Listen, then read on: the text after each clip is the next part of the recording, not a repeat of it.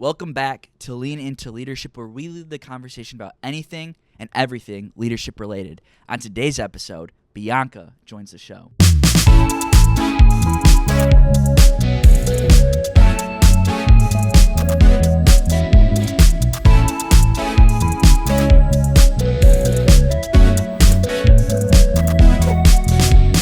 Hey everyone, welcome back to Leadership in 20. We got another episode for you here. Brandon here. Mello here. And Bianca. Okay, so we're going to jump right into it, Bianca. So, who are you? It's a wonderful question. My name is Bianca Cabarios. I am a junior this year at CMU, studying integrated public relations with a minor in leadership and Spanish. I'm Italian, Filipino, American, very important to me. What made you pick Central?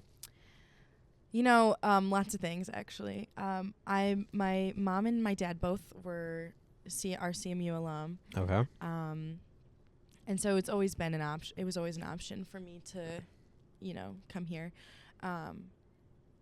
But then my senior year, I applied for a scholarship, the LAS scholarship. Mm-hmm. And I went to Comp Day and listened to Daniel Gakin speak, and it changed my life. Not Daniel Gakin. True. The full name drop, Daniel Gakin. The full name drop changed crazy. my life. I left that day feeling like I could do anything and just desperately wanted to be a part of the LAS program or the Leadership Institute in general. My mom, even on the car ride home, was like, that was amazing. Like, I wish this was a thing when I was here. I think she graduated right before the Leadership Institute was created, so she just missed out, but I know she would have eaten this up as well. Was it like something like in particular during that day that just like really hit you? I'm not really sure. I think just like that atmosphere. Seeing the atmosphere of how much fun the interviewers were having, or like the Dan and one of his speeches points to the back of the room and says, "Those are your future mentors." And I was just in awe and wanted to be a part of the program so bad. They all looked so cool and incredible. So yeah, I was fired up. I mean, honestly, that's a valid reason to even come to school. Me, on the other hand, I'm a transfer student, but so I can be a part of LAS.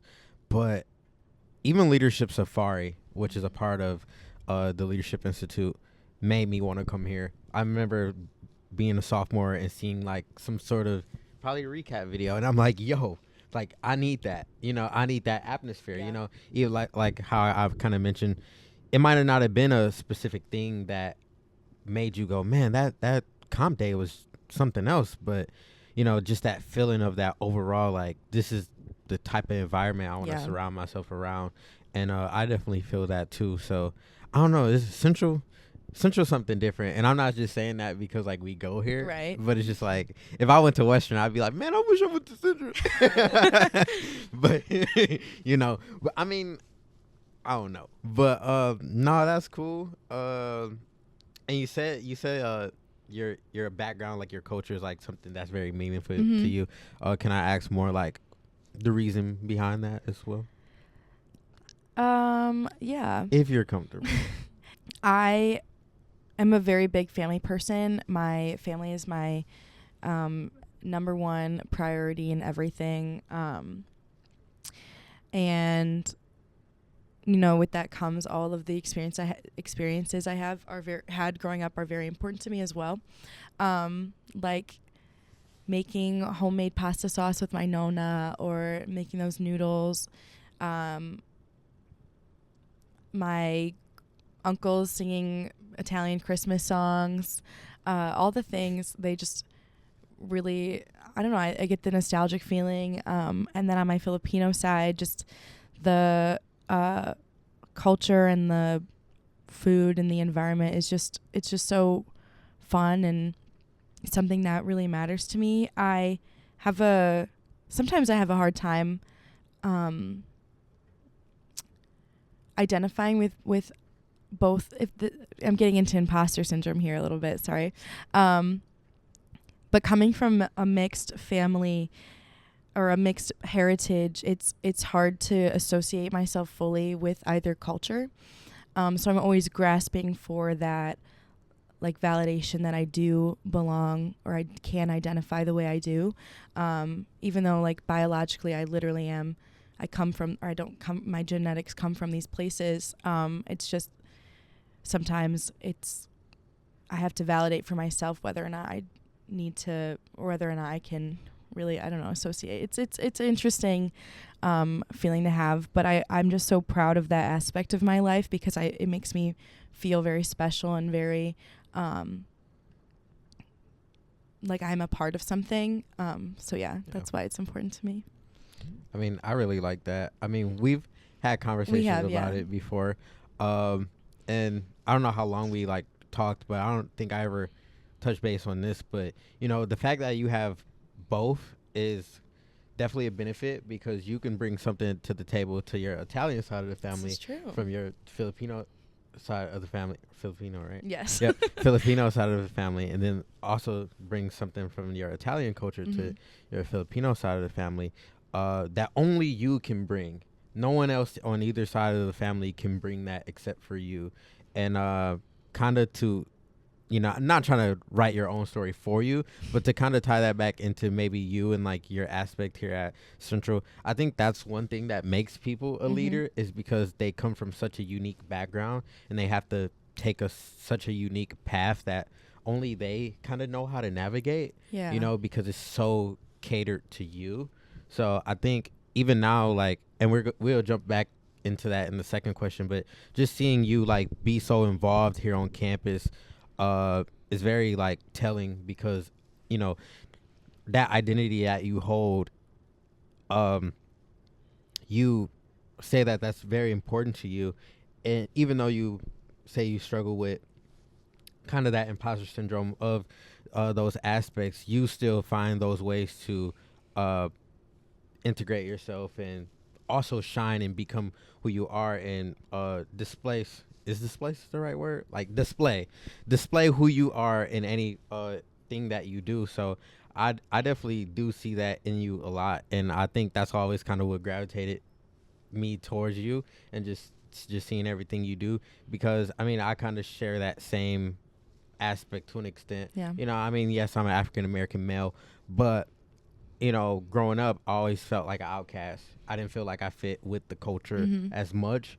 And at that point, I'm like, well, you know, I still love my family. I still love my friends and all that. But sometimes I got to take my own path, do my own thing, become my own leader, so to speak.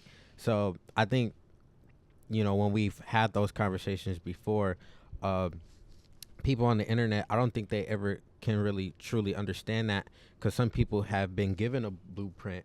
You know, whether they're born into a rich, wealthy family and this is their life that's been planned out for them before they were even born. Not everyone gets that luxury, but I wouldn't even necessarily consider it a luxury, because you don't even get a chance to figure it out on your own, because it's already been given to you. So in a way, for me at least, I can't speak for you, but for me, having that, I won't even call it a struggle, having that challenge to kind of figure out where you fit in, where you belong, where you can thrive, is something like kind of inspiring, because everyone else around you can't really do that. So thanks. Yeah. Any thoughts, Brandon?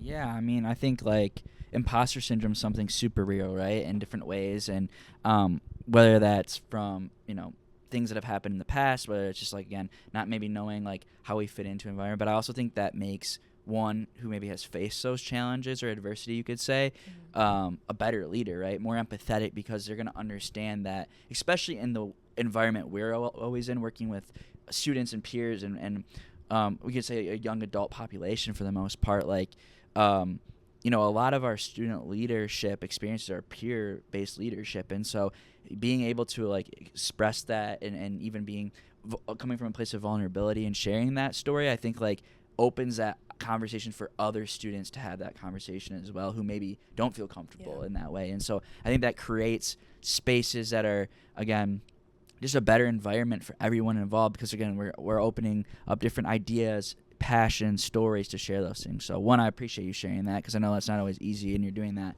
on this platform. It's really cool to hear, because I didn't really know that, full experience of background about you. And so I'm hoping that viewers take that too, and hopefully they take in that as well. As like, I think having that so-called imposter syndrome is normal and okay, but also sharing that and finding that place to be comfortable doing that is also very inspiring, very impactful. So that being said, we got a good gist of who you are. So we're going to jump into the second question. All right. So question 2 is, what leadership positions do you currently hold or have held? And how do you think those make an impact on campus? Well, currently I am the program coordinator for the Leadership Institute, helping out planning Safari. Fire up. So Fire exciting. And I also work in the Volunteer Center as the PR marketing student coordinator, and I also plan days of service events for the Volunteer Center. I am the fundraising chair or co-chair for Alternative Breaks program. I just recently finished my term as an e-board member for my sorority Phi Sigma Sigma as the Diversity, Equity, and Inclusion chair. Okay. Yeah, so I'm all over doing lots of things. Any challenges that come with any of these roles? I think honestly managing my time has been a real challenge. Okay.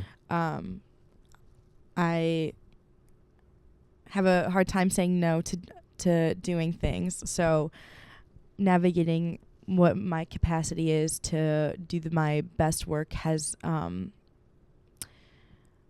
been interesting for me. I need to know what I'm fully capable of and when I need to ask for help or to step back and say no and let someone else do something better than I could have. So like a transformational leadership kind of Sure. vibe? Yeah, I think. Are you looking for like what my leadership? Well, no, not necessarily the style, but just like, you saying like that time that you have as a leader. Do you feel like, okay, like I know I'm supposed to be doing this, but I don't really have enough time. Maybe I can have someone help me or assist me or kind of help me navigate it a little bit better, or like an extra brain or something like that. I am one to not ask for help when something is stressing me out. I'm just gonna figure it out and get it over with. It's something that I'm working on, because I'm looking at myself and I'm realizing that I'm self-aware of what is on my plate and that I might need to take a few steps back. But there is no perfect leader, and I think coming here to an institution gives us that opportunity to fail and figure it out. And because I struggle with saying no all the time, and I've throughout my years being in the institution, I had to realize what works for me and what doesn't. I know a lot of students on this podcast have said because they felt like they were a leader, they felt like they had to be a leader in everything. Yeah. And you don't necessarily have to. You can be an e-board with one thing and be a general member or part of another thing. So when you said like you kind of ended your segment with being the diversity and inclusion chair in Phi Sigma Sigma, it's like, maybe that could have, I don't know your reasonings, and I would say assuming, but maybe you just had a lot of other stuff going on, but maybe it could have been that pressure of, okay, I'm a part of the sorority, I have to have a leadership role. But it's like sometimes I do feel that pressure sometimes of like, I need to apply for this position, otherwise I am failing or something, and it's like I'd be feeling that. Or I'm not doing as much as I could be, or I'm missing out on opportunities. And it's honestly, this year has been really interesting for me. Like, why I didn't reapply to Phi Sig's e-board because I knew that my positions in my jobs here at the Leadership Institute and then also at the Volunteer Center were gonna grow, and my responsibilities there would be growing. Yeah. And so I didn't reapply because I wanted to fully be able to put my best effort into these 2 offices. Right.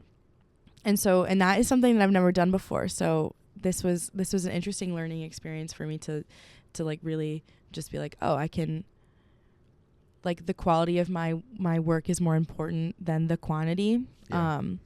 And that wasn't always easy for me to grasp, specifically in like high school or my freshman year of college. But as the more I go through college, the more I learn about my passions and what drives me, and then it's been easier. So yeah. I would say, and then I'll give it off to Brandon after this, but I had to do that twice as well. One, I was a part of boxing, and they wanted to make me the treasurer because we didn't really have many people showing up to boxing practice, but I always showed up. Only showed up because I lived right across the street from Evolution Fitness. I was like, might as well go. So they seen that I was committed. So they thought, oh, he's committed. Let's put him on e-board. And they made me treasurer. And then just things happened over the summer. And then this semester, I haven't boxed not a single bit, and it's like, only because I just have other stuff going on that's more important and more valuable for me. And I reached out to them and I was like, hey, y'all need to find a new treasurer because I'm going to let y'all down if y'all depend on me, and I'm graduating. So y'all need to find somebody quick.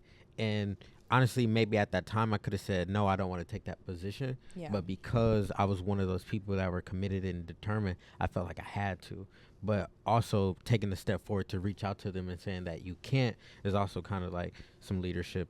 And then the second, I mentioned this way back, but I was a part of a fraternity, and not only did I leave a position, but I left the entire fraternity as a whole because it took up a lot of my time, and I enjoyed it, but it wasn't something that I had a true passion for. So I realized that, like, I might have to step down so I can contribute more value to other things that I cared about.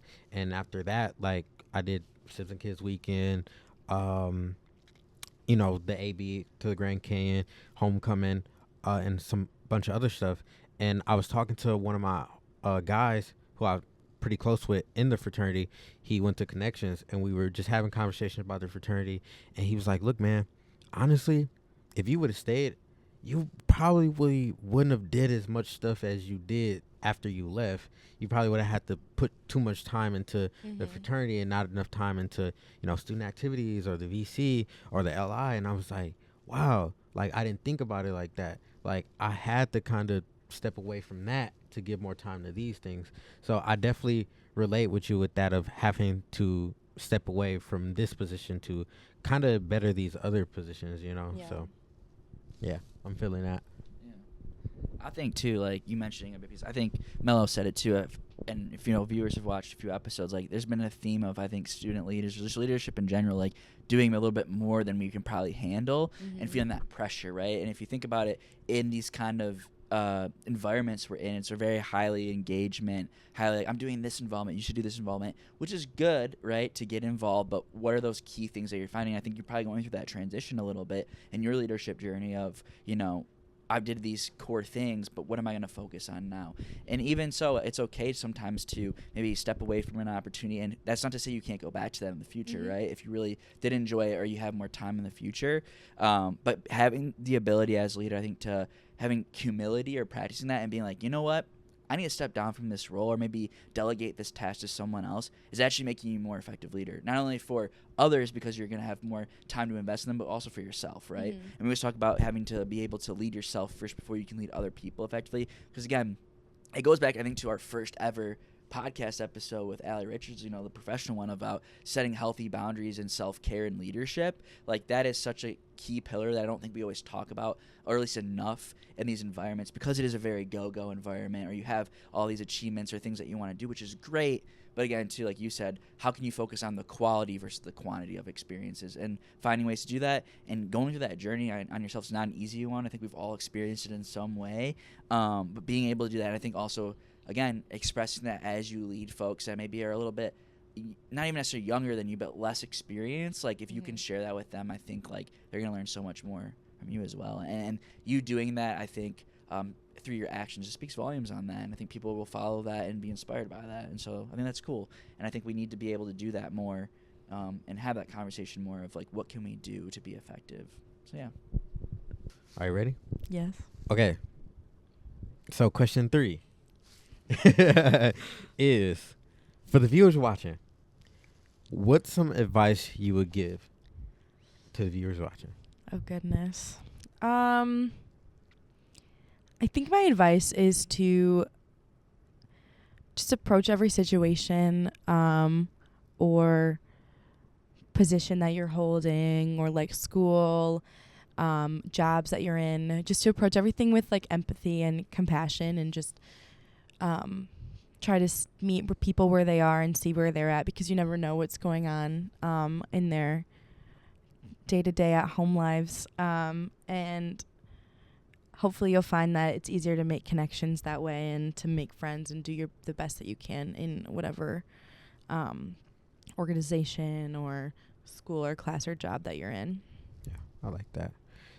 Ironically enough, I was in my marketing class today, and our teacher always pokes fun at us because we don't really pay attention. And she always talks about being present. Goodness. So like she'll like call us out about it, and she was like, actually, we're gonna make all y'all be present today. And she brought up this list, and it was like about people and how they feel, and like how you feel exactly that same way.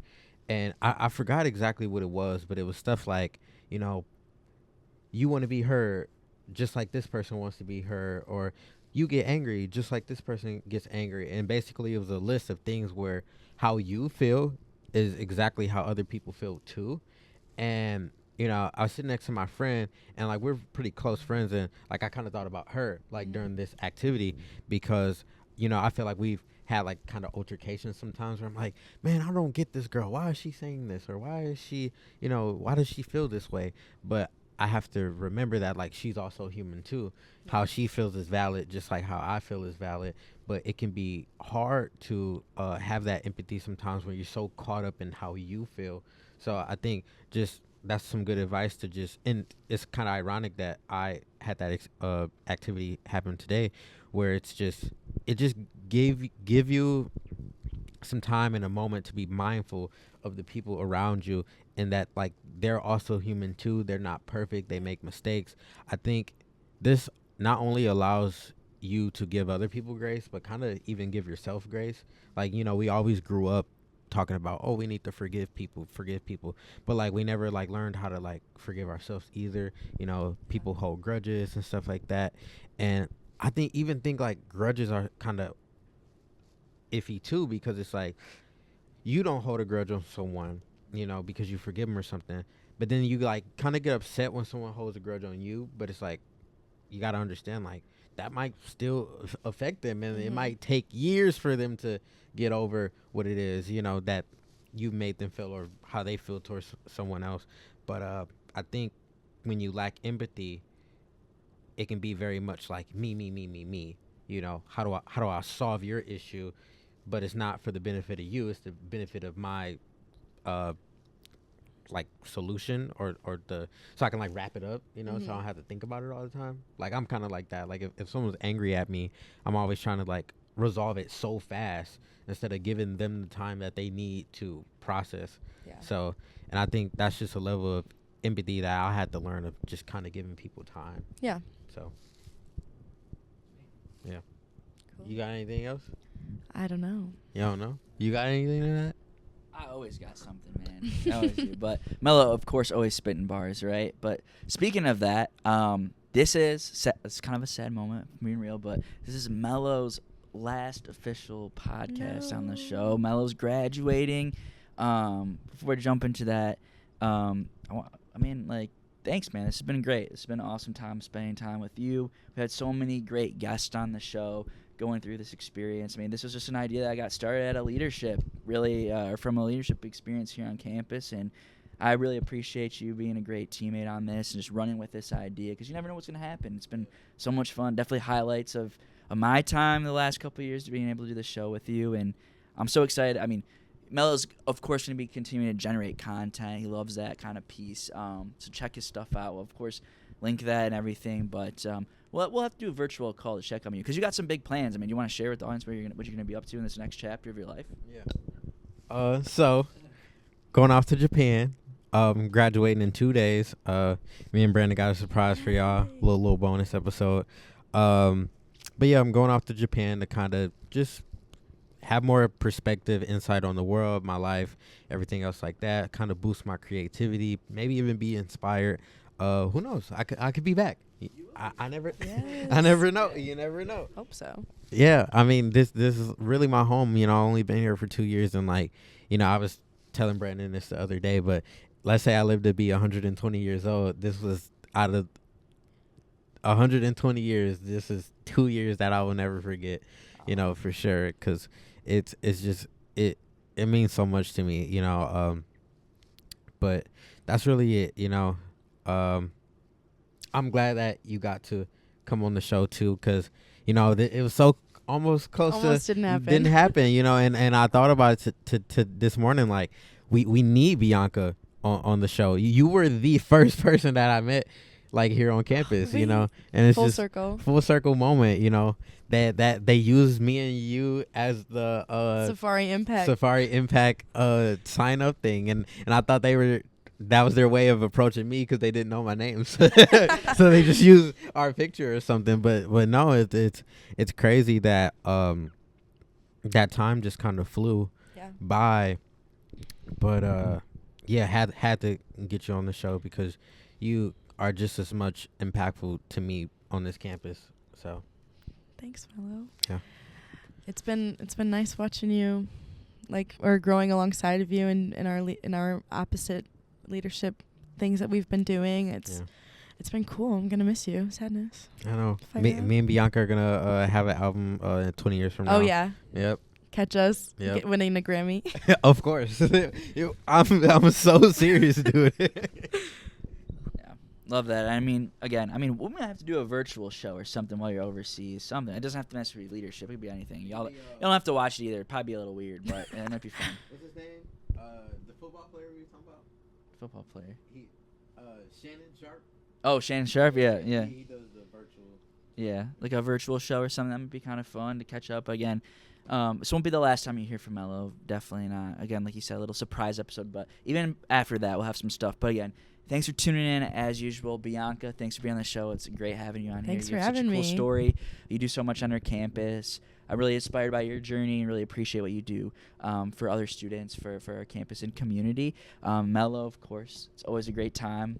It's been an amazing journey as well. Very grateful for this. And, yeah, we'll continue this show. We got some stuff fun in the future. And again, too, we'll get all these people back on, hopefully, or a part of it. But yeah, in the meantime, we hope you have an excellent winter break. If you're watching this current, safe time, have some fun, relax, recharge, do some self-care. But other than that, yeah, thanks for being here, and we'll see you next time. Keep leading the way. Bye. Bye. Fire up. All right. Cool.